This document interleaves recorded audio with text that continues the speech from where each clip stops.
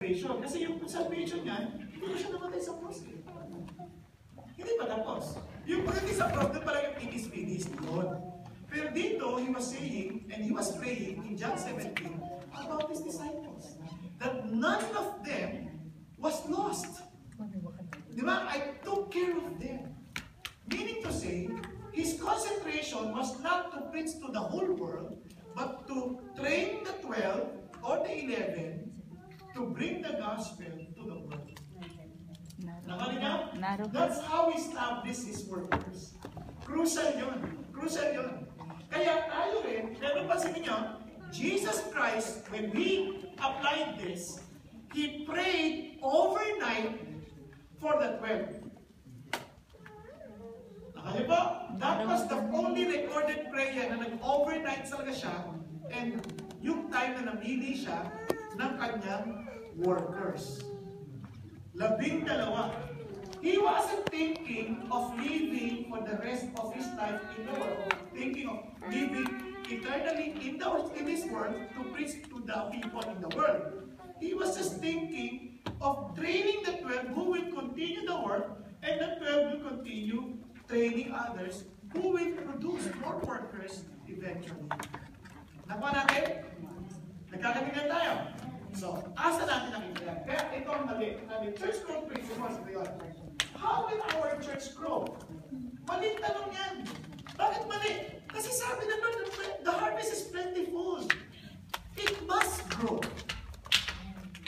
Tama ba? It must grow. Pero how? Kaya tanong na dapat, what is hindering our church from growing? Tama? Kasi tingnan ninyo, maraming tao, they're just there. Stagnant sila. They're happy to be there. Hindi na nagbago. 10 years, 11, 20 years. Sila pa rin 5-5. Away pa sila ng away. Di ba? Sira pa sila ng siraan. Hindi kayo yun, siyempre. Hindi ba? Pero, kaya dapat yan, ang mindset mo kaagad, teka muna. Kaya sabi nga ni James Hicks, ng pastor ng Chicago, sabi niya, ang ganda-ganda sabi niya eh.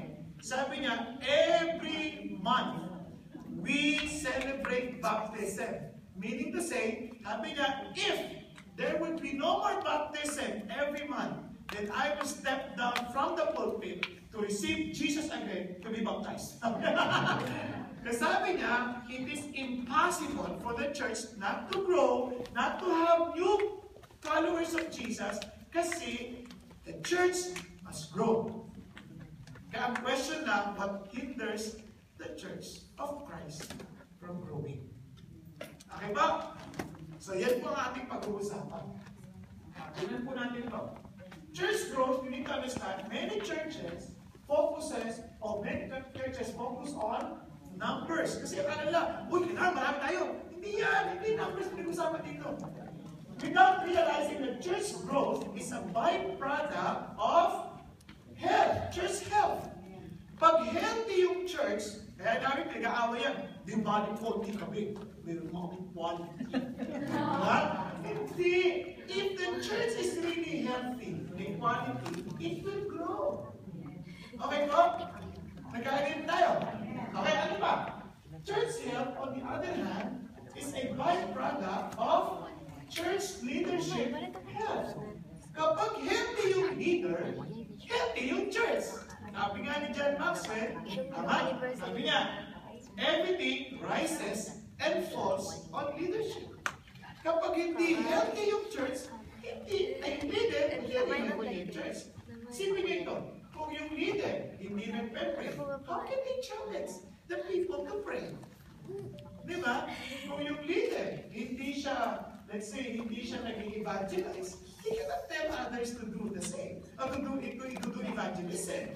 Kasi, ilalabas mo lang naman kung sino ka eh. Di ba? Kaya pag ang pastor, mayabang, tsak yun, dapat yan mayabang din. At ang membro, sigurado yan. Dapat, kasi yun ang batayan eh. Yung leader, kailangan maayos. Nakuha niyo? Kapag yung leader, matakaw,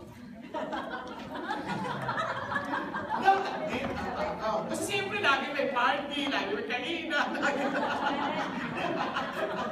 Kasi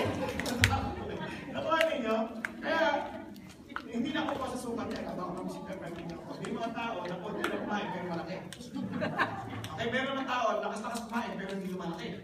May ganon. Baka mamisinterpret ako, hindi nasusukat ka sa sukat. Baka sige, sinterpret ko na ba? Hindi kasi meron, depende sa hormone alam niya. Ang parang component ng katawan. Ako, konting kain ako, lumalaki ako. Isipin nyo, hindi na ako makain ng kanin, hindi ako makain ng tinapay, hindi ko pa rin. Oo, kaya niyo yun? Kasi kinakain ko lang, baboy. Wala mo. Tuloy tayo. So, church leadership health, of course, is a byproduct of obedience to biblical principles. So, ang tao, ang leader na maglusog, spiritually, inaalam niya yung biblical principles. Inaalam niya ano yung kagustuhan ng Diyos. Inaalam niya, he is soaked with the things of God's Word. He does not do any ministry that is not related to Bible. May biblical principles yan. No? Hindi siya nakafocus sa sistema. Nakafocus siya anong sinasabi ng Diyos. Okay po, kaya nga, isa sa mga fundamentals ng ating pananampalataya is the inerrancy of the Scripture. Tama po ba yun? So kapag meron tayo masyadong pinopromote natin yung preaching more than the Bible, medyo malabo na yun. Sasample lang ko kaya, you may have been watching, for example, yung aking preaching sa YouTube. But that does not make me an authority over the Scripture.